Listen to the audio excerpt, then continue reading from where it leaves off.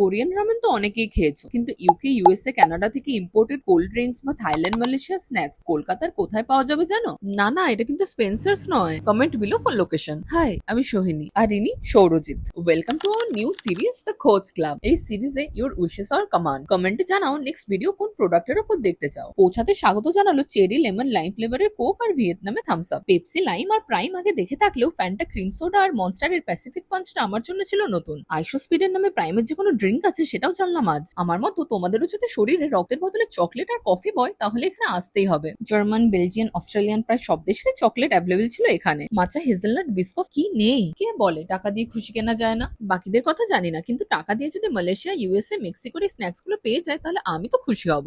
এখানে রামেন আর পাস্তার কালেকশন নিয়ে না বললেই নয়। শ্রিম, ক্র্যাব, ব্ল্যাক বিন রামেনের সাথে ছিল ভিগান পাস্তা। এখানে প্যাথাই নুডল, সিউইড এবং কম্বুচাও পেয়ে যাবে তোমরা। 90s এর ক্যান্ডি গুলো দেখে বেশ নস্টালজিক হয়ে গেছিলাম, কিন্তু পকেটে পড়ে থাকা 10 টাকার কথা মনে পড়তে চুপচাপ বেরিয়ে মোমো খেয়ে ঘরের পথে হাঁটা দিলাম। বাই।